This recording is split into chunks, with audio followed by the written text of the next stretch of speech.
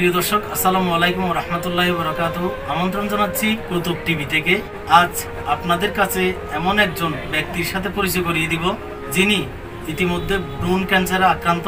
তার অনেকগুলো প্রমাণ আমার হাতে আছে, আপনারা প্রমাণ পাবেন। আর আমি প্রথমেই রোগীর পরিচয় দিচ্ছি, একটু শুনবেন।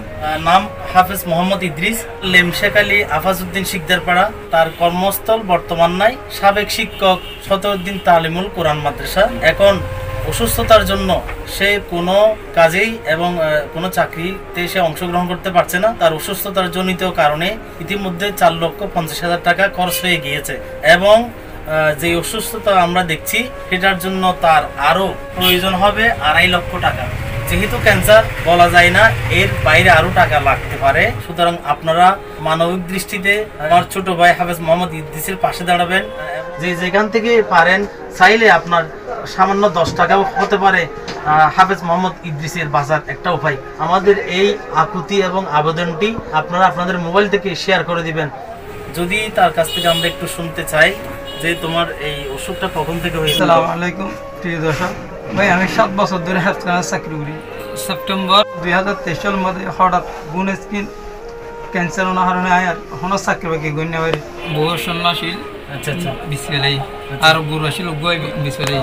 ছোট লবণ আসিল, এখন লবণ বিসমিল্লাহ। এখন তো লবণ মত এখন আর কিছু নেই দিও মতো। এখন আই অপর অবস্থা, এখন আতুন না আসিল তা সমস্ত বেসিক চিকিৎসা শেষ।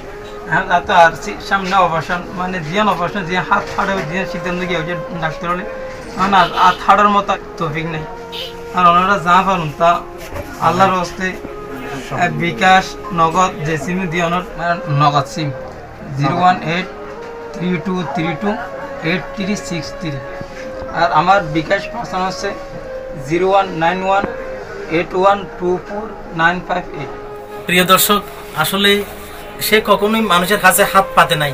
তার যা সম্বল ছিল আগে অসুস্থতার জন্য সে কিন্তু সেইখান থেকে শুরু করেছে। বলা হয়েছে বউয়ের স্বর্ণের কথা, লবণের মাঠের কথা, অর্থাৎ গরুর কথা, অর্থাৎ তাদের পরিবারের যা ছিল তাই কিন্তু ইতিমধ্যে খরচ করেছে। এখন শুরু হয়েছে আমাদের কাছ থেকে সাহায্য নেওয়া। প্রিয় দর্শক, আপনারা রিপোর্টটা দেখেন, হচ্ছে পারভিউ এমআরআই রিপোর্ট, আগে রয়েছে সিটি স্ক্যানের রিপোর্ট। যদি আমরা সাহায্য করতে পারি এই ভাইকে, হয়তো আল্লাহ যদি হায়াতে বাঁচিয়ে রাখেন, সেই কিন্তু আবার আমাদের স্বাভাবিক জীবনে ফিরে আসতে পারবে। আপনাদের সহযোগিতায় পারে ছোট ভাই হাফেজ আবারও তার স্বাভাবিক কর্মজীবনে ফিরে এসে আমাদেরকে কোরআনের বাণী শোনাতে পারে।